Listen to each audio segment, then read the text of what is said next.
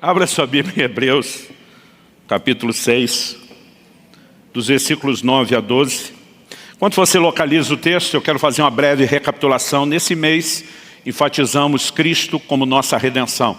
Então, no primeiro domingo de abril, falamos a respeito do propósito da regeneração. O apóstolo Pedro diz, regenerados para uma viva esperança, para a salvação que há de se manifestar, né? E se você perdeu algumas dessas mensagens, particularmente, eu gostaria de te encorajar. A gente vem meio que construindo, né, montando junto um quebra-cabeça, montando uma visão geral, não apenas do que é a salvação, mas principalmente da nossa resposta, né, a resposta que devemos ao Senhor e a salvação que temos recebido. No segundo domingo, nós falamos a respeito de não mais olhar atrás. Que o nosso posicionamento de seguir a Cristo deve ser de uma firme e inegociável, irreversível decisão. No domingo passado falamos a respeito do maior pecado, que virar as costas para o Senhor depois de tê-lo conhecido é um pecado ainda mais grave, maior de acordo com a Bíblia, do que aqueles que não corresponderam por não terem conhecido. E hoje eu quero encerrar essa temática do mês com a mensagem que eu vou intitular de coisas que acompanham a salvação. Então nós vamos usar como texto base aí Hebreus, capítulo 6, do versículo 9 até o 12, eu vou ler na Nova Almeida atualizada, que diz assim: quanto a vocês, meus amados, ainda que falemos desta maneira, estamos certos de que coisas melhores os esperam, coisas relacionadas com a salvação. Porque Deus não é injusto para se esquecer do trabalho que vocês fizeram e do amor que mostraram para com o seu nome, pois vocês serviram e ainda estão servindo aos santos. Desejamos que cada um de vocês continue mostrando até o fim o mesmo empenho para a plena certeza da esperança, para que não se tornem preguiçosos, mas imitadores daqueles que pela fé e pela paciência herdam as promessas. Amém. Bom, a partir desse texto, que na versão que eu estou lendo diz coisas relacionadas com a salvação. Ele diz, estamos certos de que coisas melhores os esperam, coisas relacionadas com a salvação. A Almeida atualizada, a versão mais clássica, ela diz coisas pertencentes à salvação. A NVI optou na tradução por coisas próprias à tradução. Mas as versões mais antigas de Almeida, corrigida, revisada, corrigida e fiel, né, todas elas apresentam a frase, coisas que acompanham a salvação. E talvez por ter decorado o texto neste tipo de versão, para mim é até difícil usar uma outra ainda que seja muito próximo o significado. E eu quero tomar, né, justamente baseado nessa versão revisada de Almeida, a frase coisas que acompanham a salvação como o tema, como o trilho da minha mensagem de hoje. Depois de falar de que além da salvação há coisas que as acompanham, eu quero construir uma ideia muito específica, até porque só a frase coisas que acompanham a salvação, ela acaba ficando muito genérica. Né? Uma vida de santificação progressiva, de devocional, de oração, de comunhão com Deus, tudo aquilo que nos aguarda depois de termos passado pela porta, enquanto seguimos o caminho em direção ao nosso alvo, ao nosso destino, poderia ser chamado de coisas que acompanham a salvação.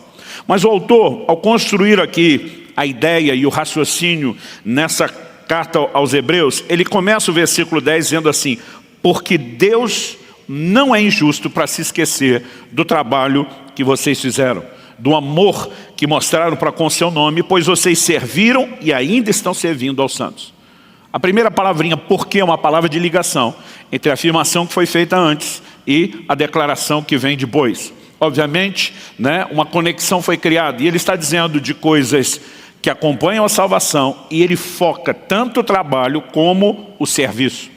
Então, embora muitas coisas poderiam ser classificadas, a gente poderia fazer uma série aqui longa, né, intitulada Coisas que Acompanham a Salvação, poderia escrever um livro sobre isso, mas como ele deu ênfase específica a trabalho e serviço, eu também quero dar essa ênfase. Então, o meu primeiro ponto nessa mensagem é destacar a ideia do serviço, né, como uma consequência, não uma necessidade da salvação. Em segundo lugar, eu quero pegar as palavras dos versículos 11 e 12, quando ele contrasta empenho, ou dependendo da versão, diligência, que significa dedicação. E do outro lado, quando ele fala para que não nos tornemos preguiçosos, outras versões usam indolentes, né? Alguém moroso. E eu quero discutir o nível da nossa dedicação na prática do serviço. Para, em terceiro e último lugar, destacar o fato de que, ao dizer Deus não é injusto para se esquecer do vosso trabalho, ele está explorando um elemento que precisa, né, sempre ser considerado quando falamos da teologia do serviço, das obras, que é a questão das recompensas. Agora, eu acredito que a melhor forma de começarmos essa construção, dando destaque em primeiro lugar, né, da importância do trabalho, do serviço na vida cristã. Eu muitas vezes tenho dito que nós precisamos de uma reforma na nossa teologia de serviço. Acredito que por diversas perspectivas, muitas vezes não apenas do ensino, eu diria que em outros casos é a falta de ensino, em outros nós de alguma forma prejudicamos a nossa ótica na leitura bíblica de acordo com o background, a experiência anterior à nossa conversão. Então, por exemplo, quem teve, e grande parte do Brasil viveu essa realidade, uma formação dentro do catolicismo, durante muito tempo relacionou a salvação com obras. E a palavra de Deus é muito clara. Eu gostaria que você, inclusive, abrisse em Efésios capítulo 2 e me acompanhasse. Efésios capítulo 2, versículos 8 e 9. A declaração a respeito de fé. Esse, né, foi um dos principais textos destacados durante a Reforma Protestante, há mais de 500 anos atrás. Muitas vozes se levantaram, mas talvez, né, um dos maiores ícones da Reforma foi Martinho Lutero, e um dos pontos principais, onde ele bate contra a Igreja Romana, é dizer, nós fizemos das obras um caminho para a salvação, quando a palavra de Deus é totalmente contrária a isso. E o texto mais usado, citado por Paulo, é esse, citado por Lutero, é esse de Paulo, de Efésios 2, versículos 8 e 9, que diz, porque pela graça vocês são salvos, mediante a fé. Isso não vem de vocês, é dom de Deus, não de obras, para que ninguém se glorie, né? Então, esse texto, sabido de cor pela maioria dos cristãos, tem muitas vezes se tornado, não apenas o que deveria ter trazido um conserto, né, nos trazido a um lugar que eu poderia chamar de um ponto de equilíbrio, ele se tornou uma desculpa para que nós saíssemos de um extremo, salvação por obras. A Bíblia diz, não vem de obras, é pela graça mediante a fé, mas nós saímos do extremo de acreditar que as obras tinham um papel em nos levar à salvação, para o outro, onde nós fizemos das obras algo completamente desnecessário dentro do cristianismo. Alguns justamente por isso, bom, se a salvação não é pelas obras, então elas não são importantes. Outros vieram de um background do espiritismo, onde acreditavam que as boas obras eram necessárias para o seu aperfeiçoamento, né, para evitar ou diminuir o karma, e de repente você diz, não, eu não preciso disso como aperfeiçoamento. Mas o que acabamos ignorando é que a palavra de Deus é muito clara sobre o propósito da salvação. E o versículo 10, porque a gente cita o versículo 8 e 9 assim, com o peito estufado, batendo ali, dizendo, não existe salvação por obras, e é verdade, mas o versículo 10 não pode ser ignorado, ele vem na sequência. No versículo 10, depois de dizer, pela graça sois salvos, mediante a fé, isso não vem de vocês, é dom de Deus, não de obras para que ninguém se glorie. Paulo diz assim, pois somos feitura dele, criados em Cristo Jesus para boas obras, as quais Deus de antemão preparou para que andássemos nelas. Então, se é justo, por um lado, dizer que não somos salvos pelas obras, também é justo dizer que fomos salvos para as boas obras. Ou seja, as boas obras não são um elemento, um requisito, um elemento necessário para ser salvo, mas deveriam ser uma consequência na vida de todos aqueles que são salvos. Ninguém precisa da prática de boas obras para passar pela porta da salvação. Mas ao se trilhar o caminho que nos conduz a esse alvo, que é a plena salvação na sua manifestação futura, que temos destacado ao longo de todo o mês, nós precisamos entender que as obras são um elemento importante e necessário.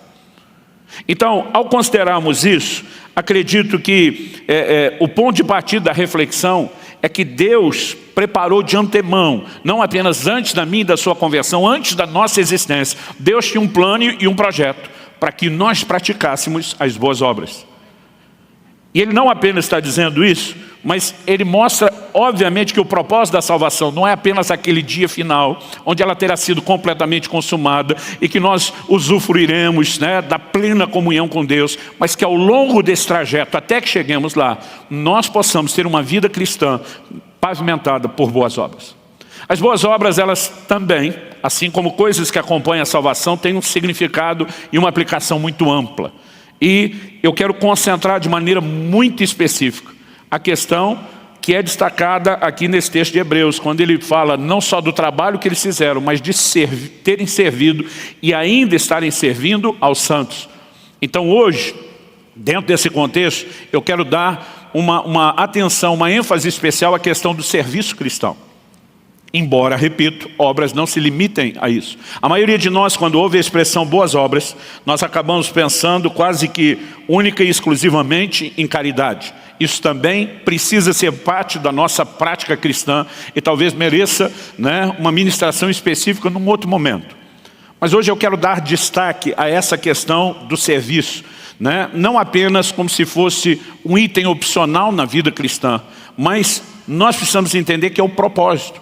Não fomos salvos pelas obras, mas fomos salvos para as obras, né? Essas obras da fé, como diz Tiago, né? Quando o apóstolo Paulo, e durante muitos anos, estudiosos tiveram dificuldade, né, em harmonizar as declarações de Paulo e Tiago. Né? Paulo estava dizendo, não existe salvação que venha por meio das obras.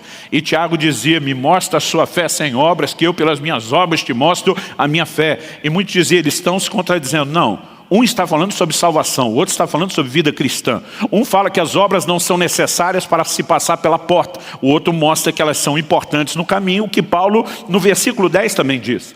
Mas quando Tiago está falando das obras da fé, nós também precisamos entender que ele não focou serviço. Ali a coisa está bem abrangente.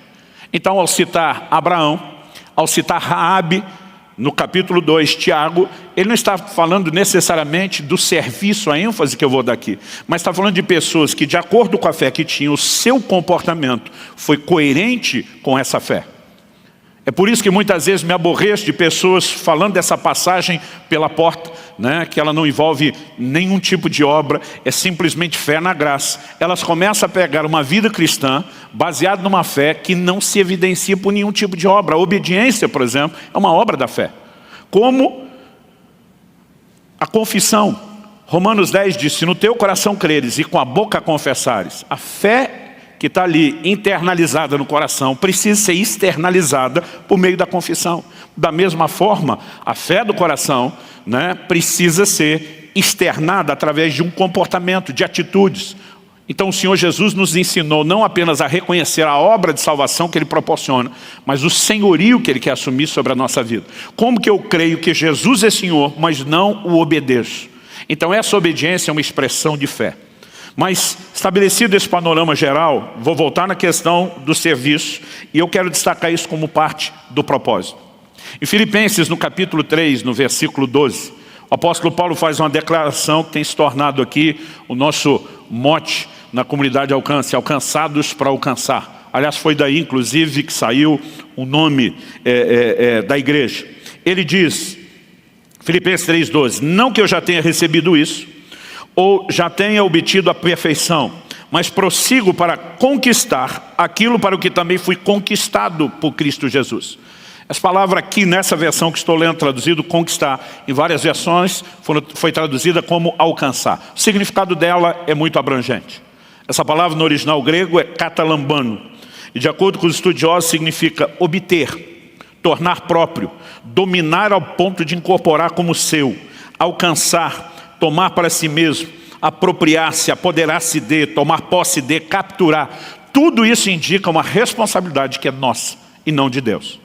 Eu tenho que alcançar, conquistar, me apoderar daquilo para o qual fui alcançado, conquistado da parte do próprio Senhor. Ou seja, Deus nos alcançou, não apenas para nos proporcionar uma vida cristã egoísta centrada em nós mesmos, mas Ele nos alcançou com o propósito de que nós também alcançássemos aquilo que Ele preparou de antemão, inclusive as boas obras nas quais nós devemos andar. Então, eu acho que o ponto de partida é reconhecer que isso é parte do cristianismo, não é item opcional. Tiago capítulo 4, versículo 17 diz: portanto, aquele que sabe que deve fazer o bem e não faz, nisso está pecando. É um pecado de negligência, é um pecado de omissão, em alguns casos de deliberada desobediência. Eu brinco que a grande comissão de Cristo tem sido interpretada por muitos cristãos como se fosse a grande sugestão.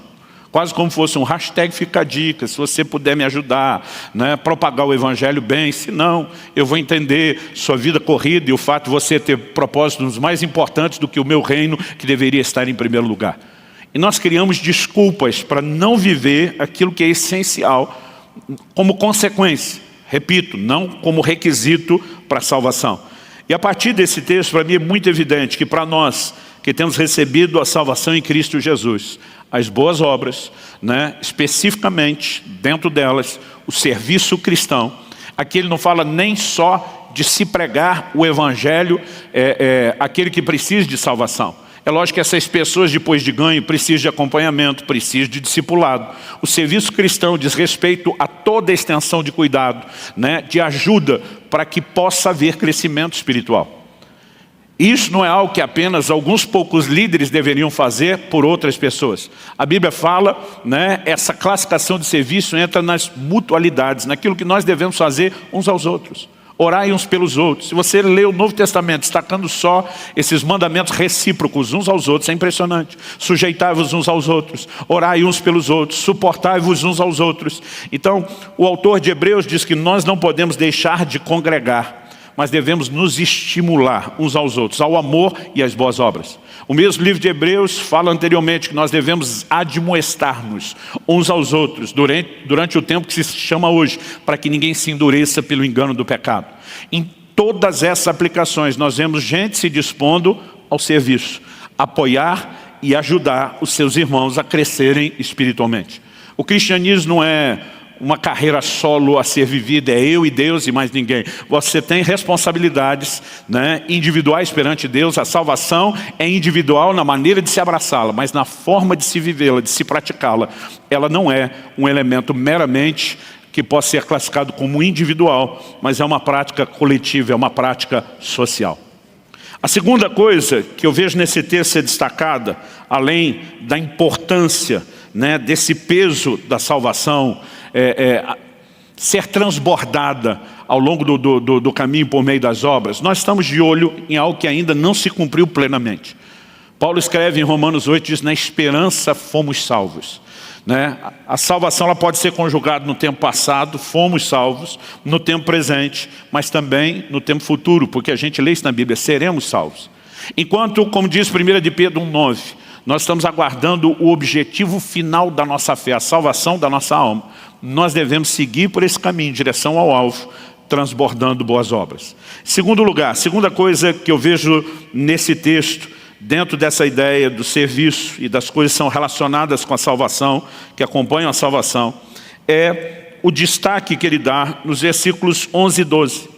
Ele diz assim: desejamos que cada um de vocês continue mostrando até o fim o mesmo empenho. Outras versões dizem diligência, que já destaquei anteriormente, significa dedicação. E no versículo 12, ele diz: para que vocês não se tornem preguiçosos. Outras versões usam o termo indolentes, são sinônimos. Mas o que eu queria destacar aqui como algo que eu acredito que realmente é curioso e merece a nossa atenção, é o significado dessas palavras que foram usadas aqui no texto original.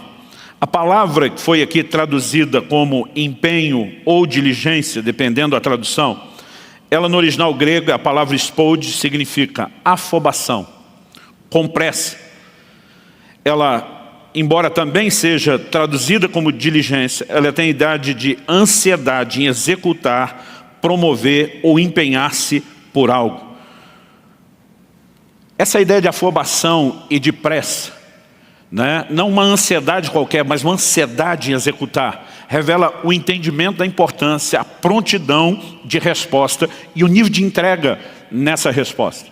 Agora, o interessante é que quando ele fala para que não vos torneis indolentes ou preguiçosos, a palavra que aparece no original grego, notros, de acordo com os estudiosos, significa lento, moroso, preguiçoso ou indolente, esses dois significados já tratamos.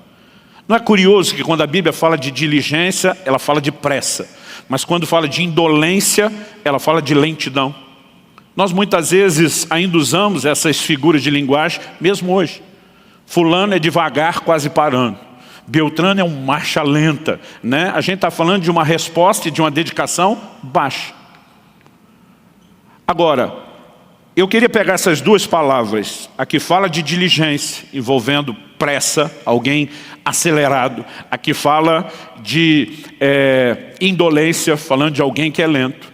E trabalhar, em segundo lugar, aqui a pergunta: qual é o seu ritmo? Porque o ritmo, eu acredito que ele mostra, ele é uma espécie de termômetro que revela se nós entendemos ou não a importância do serviço e se estamos nos dedicando a isso ou não. Gente, né, que nunca está disposta a servir, que vive só a mentalidade de consumo na fé. Eu quero apenas usufruir, não sinto que tenha responsabilidade com nada ou ninguém, já está fora dessa conversa de hoje. Não quer dizer que, se esse é o seu caso, que você não precisa de arrependimento e resposta à palavra. Mas mesmo aqueles de nós que até estamos em movimento, mas não no ritmo que deveríamos, nós precisamos considerar. Jesus, quando falava a respeito de coisas essenciais à nossa sobrevivência, o que comer, o que beber, o que vestir, ele diz: mas busquem antes, em primeiro lugar, o reino de Deus e a sua justiça, e as demais coisas vos serão acrescentadas. Aquilo que eu e você tratamos como o essencial, o primário, que é a nossa sobrevivência, o Senhor diz, deveria vir depois da sua dedicação ao reino. A minha pergunta é, quero que você se questione, eu como cristão, tenho dado mais valor e importância a priorizar o reino do que minha própria sobrevivência? E se sim, nós precisamos avaliar a respeito do ritmo.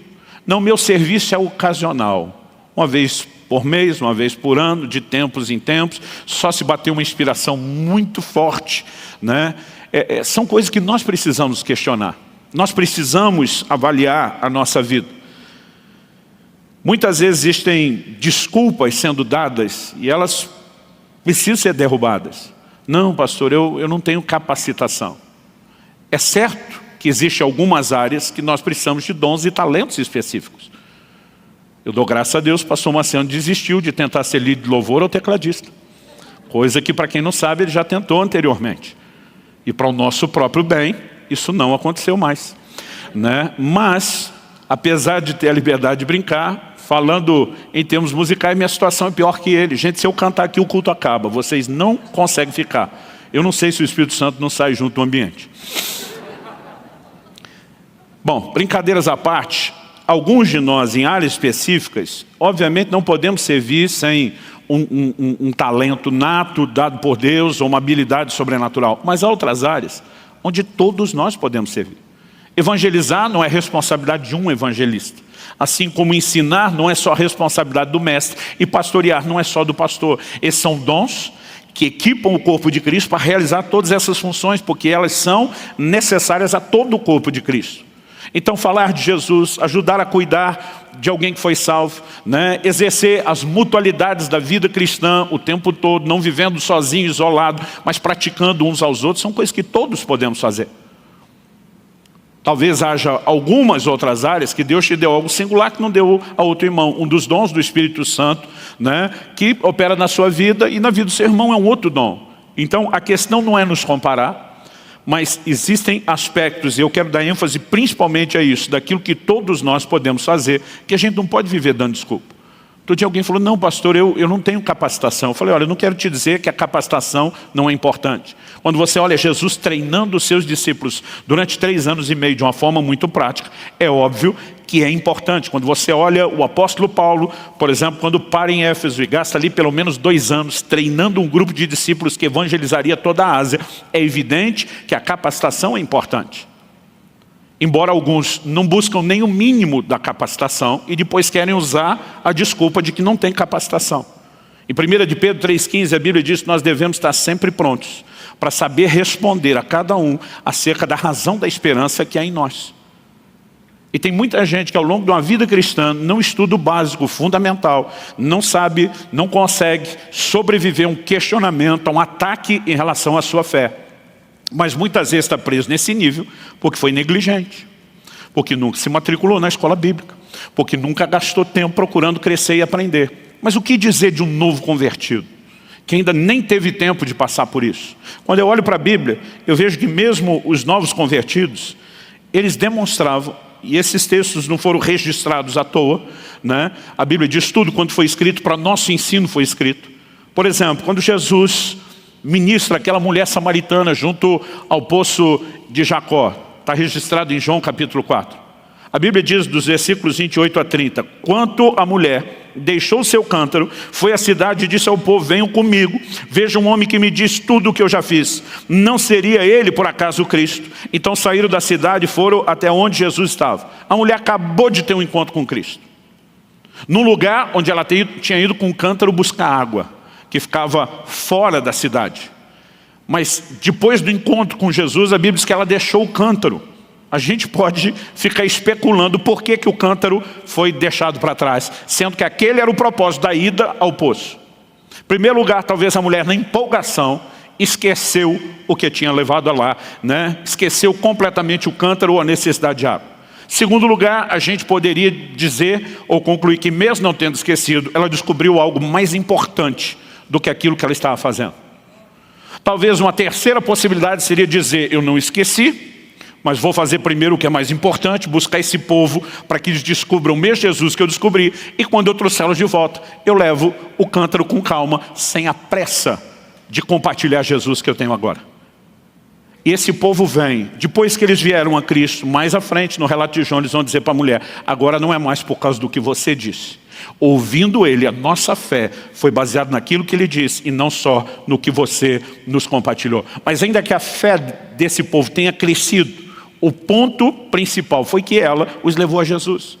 E aí de vez em quando encontro cristãos, novos convertidos, que ainda não passaram por todo o processo de aprendizado, não tem resposta para tudo, e eles me dizem, pastor, eu não consigo pregar o evangelho assim, bem explicado para os outros. E normalmente eu gosto de, aproveitando esse exemplo, dizer, então faz que nem a mulher samaritana, chama geral, convida a galera e traz para cá para mim pregar. Você pode, ainda que não tenha todas as respostas, ser um instrumento de Deus para convidar pessoas que precisam ouvir o evangelho. Gente, nós não podemos pensar numa dinâmica de vida cristã onde nunca convidamos ninguém para os cultos ou mesmo para as células. Aquilo que talvez a gente não consiga explicar tão bem, possa ser repartido de outra forma. Quem está entendendo? Um segundo exemplo está lá em Marcos 5, de 18 a 20.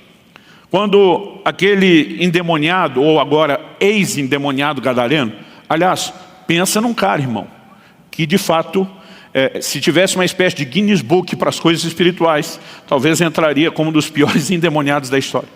Quando Jesus indaga o demônio que está falando na boca do homem, e diz qual o seu nome, ele responde, legião, porque somos muitos. A palavra legião para mim e para você não significa muita coisa, mas no exército romano, era um agrupamento, um destacamento que poderia variar de 2.000 a 6.000 soldados. Para ele usar aquela ilustração, está dizendo, nós somos em alguns milhares. E a gente sabe que sim, porque só os porcos nos quais eles entraram depois da libertação do homem, e os porcos que morreram, a Bíblia diz, eram cerca de 2.000 porcos. Pensa num cara que tinha uma vida terrível. A Bíblia diz, não conseguiam prendê-lo nem com jaulas, nem grilhões. Ele se feria a si mesmo, andava, vagando, dormindo nos cemitérios. Agora ele tem um encontro com Cristo, foi liberto. A conversão dele é evidente, ninguém vai destacar isso. Agora, esse homem não teve nenhum cursinho de batismo, como muitas vezes nós fazemos hoje em dia. E Jesus vira para ele e diz o seguinte, vai para os teus, anuncia-lhes tudo quanto Deus te fez e como teve misericórdia de você. Jesus está dizendo, você pode não ter a teologia da sua libertação e da sua salvação completa, mas você tem um testemunho, você é uma prova viva do que Deus pode fazer na vida dos homens. Ou seja, comece agora, imediatamente após a sua conversão, a partilhar a sua fé. O tempo todo nós vemos essa pressa e afobação em quem tinha um encontro com Cristo, dizendo, isso não pode parar só em mim. Aliás, o apóstolo Paulo diz, com a consolação que nós somos consolados, nós consolamos os outros. Na vida cristã, tudo que recebemos de Deus envolve uma celebração, mas envolve também um compartilhar. Então, a vida cristã não é só receber. Nós somos gratos a Deus e nós também compartilhamos. Tem gente que às vezes me diz, pastor, eu não tenho específico qual é o meu dom, qual é o meu chamado. Eu digo, procure repartir o que Deus fez na sua vida e na vida de outros. Você tem uma experiência profunda de restauração do seu casamento, na sua família, ajude outras famílias a experimentar o que você experimentou. Quando você se converteu, Deus te arrancou do mundo de vícios, das drogas, da bebida. Foque em ajudar pessoas a experimentarem aquilo que você experimentou, até que você tenha mais clareza do plano e do propósito. Aproveite para repartir aquilo que você tem da parte de Deus. E esse camarada sai, o verso 20 diz assim, então ele foi, o gadareno, o ex-endemoniado, então ele foi e começou a proclamar em Decápolis tudo o que Jesus lhe tinha feito, e todos se admiravam. Durante muito tempo eu via que ele foi para Decápolis e pensava, é o nome da cidade onde ele morava. Levou muito tempo para que eu descobri estudando que Decápolis, a palavra polis significa cidade, é por isso que muitas cidades terminam com esse nome. A palavra deca significa 10, mas demorou muito tempo para entender que Decápolis não era uma cidade, era uma região de 10 cidades romanas ali dentro de Israel e Jordânia. E esse camarada não se limitou apenas à sua família. Ele não se limitou a falar apenas para a sua vizinhança. Ele impacta todas as 10 cidades, né, onde a sua história era conhecida. Meu querido, se Deus pôde confiar o destino de 10 cidades, da proclamação do Evangelho a 10 cidades, a um novo convertido como esse, não diga que você não pode em Deus experimentar nenhum tipo de resultado. É lógico que precisamos de crescimento e aperfeiçoamento. Enquanto vamos fazendo, a gente pode, debaixo de mentoria e discipulado, e sendo ajustado e programado. Então não quero desprezar a importância de capacitação, mas isso tem se tornado para muitos uma desculpa para não fazer nada, ou para fazer ocasionalmente, de vez em quando, mas não no ritmo que nós deveríamos. Quando eu vejo 2 desses novos convertidos com pressa, tipo, isso virou o propósito de vida. Quando eu olho para o ritmo de uma igreja evangelizando o livro de Atos, a palavra tem que ser espalhada, a palavra tem que ser comunicada. Essa afobação, ela na verdade é a leitura da diligência e da dedicação a quem fez do reino de Deus a sua prioridade. Então avaliar o seu ritmo pode de fato te ajudar a entender algo. Agora, não é só a velocidade. Nós precisamos combinar aqui a questão de constância. Porque alguns no serviço, eles começam como se fosse a corrida dos 100 metros rasos. Mas daqui a pouco estão com a língua de fora e não conseguem mais correr. Então, o ideal seria combinar a velocidade dos 100 metros rasos com a persistência de uma maratona. Há um misto entre essas duas coisas que precisa ser entendido. Por quê? Porque apesar dele dizer, passado, vocês serviram aos santos, presente, ainda estão servindo, ele diz aqui em Hebreus 6, versículo 12, desejamos, 11 e 12, desejamos que cada um de vocês continue mostrando até o fim o mesmo empenho, a mesma velocidade para a plena certeza da esperança, para que não se tornem lentos, preguiçosos, morosos, mas imitadores daqueles que pela fé e perseverança, dependendo da sua versão, fé e longanimidade. Longanimidade é ânimo longo. Outras versões, fé e paciência, a capacidade de não desistir, herdam as promessas. Ou seja, serviram, estão servindo e até o fim vão manter o mesmo ritmo, vão manter a mesma dedicação. Quem está entendendo, diga amém. Bom, destacado aqui que fomos salvos para as obras, o questionamento do ritmo como um termômetro que nos ajuda a avaliar. Eu quero encerrar destacando em terceiro e último lugar a questão das recompensas. O versículo 10 diz que Deus não é injusto para se esquecer do nosso trabalho. Eu gosto de como a questão das recompensas está relacionada com o caráter de Deus e com a justiça de Deus. Ou seja, tudo aquilo que você está fazendo para Deus não será esquecido. Quantos são gratos a Deus por isso? Mas tudo aquilo que você se recusa a fazer, ou negligencia, se omite a fazer, também não será esquecido. Porque se Deus se lembrar só do que fazemos de bom, mas não se lembrasse de que nós negligenciamos o que Ele mandou, Ele não seria nem justo e nem de uma memória tão confiável. Deus é tão justo para retribuir positivamente, como é justo para retribuir negativamente falando. E essas coisas precisam ser levadas em consideração, de modo que haja temor no coração. É lógico que nós precisamos entender que o serviço ele precisa ir além do elemento obrigação. É mandatório, o mandamento que foi dado, ok. Mas qual é o coração com que eu e você devemos obedecer? Hebreus 6,10 diz que ele não é injusto para se esquecer do trabalho que vocês fizeram e do amor que evidenciastes para com seu nome. É lógico que o que deve mover o meu e o seu coração não é única e exclusivamente a recompensa, e sim o amor que temos para com Ele. Se hoje Deus baixasse um decreto revogando toda a recompensa prometida, acredito que por amor eu seguiria trabalhando e me dedicando da mesma forma. Não estou dizendo que o conceito de recompensa não deveria nos incentivar. Obviamente Deus não teria prometido e dado tanto destaque se Ele não quisesse nos incentivar por meio disso. Mas muito mais do que apenas mirar e focar a recompensa, nós precisamos entender que aquilo que fazemos deveria ser uma expressão de amor para com Ele. Quando Jesus convoca Pedro dizendo, apacenta as minhas ovelhas, nas 3 vezes onde ele diz isso, antes de afirmar, apacenta as minhas ovelhas, Jesus pergunta, Pedro, você me ama? Ele diz, tu sabes que eu te amo. Ele diz, então apacenta as minhas ovelhas. Basicamente o que ele está dizendo, eu não estou apenas colocando um anúncio num classificado para ver quem pode me ajudar a pastorear. Eu tenho um requisito muito específico para quem quer me ajudar, cooperando comigo no serviço, que você faça isso por amor a mim, antes mesmo de ser por amor às pessoas que você vai ajudar. A porta de entrada para o serviço é o amor por Ele. A porta de saída do serviço é a falta de amor por Ele. O anjo da igreja de Éfeso, que era uma igreja de alta performance, de alta produtividade, Apocalipse 2,2, o Senhor começando, eu conheço as suas obras, o seu labor, a sua perseverança. Mas ele diz, mas tenho contra ti que você abandonou o seu primeiro amor. Em outras palavras, Deus está dizendo, embora vocês estão produzindo, como isso não é uma expressão do amor, ou você se arrependa, volta a me amar, ou eu removo de você o seu candeeiro. O candeeiro figura a igreja que Deus havia entregue a ele. Em outras palavras, Deus está dizendo, se o seu serviço é só serviço, sem expressão de amor por mim, eu dispenso você. Então, embora Deus queira que aqueles que servem o façam por amor, Ele também notifica que há recompensas. Isso precisa nos levar a um outro entendimento, que o céu não tem regime socialista, onde as pessoas serão todas niveladas recebendo a mesma recompensa, independente da sua dedicação, do seu esforço ou do seu trabalho.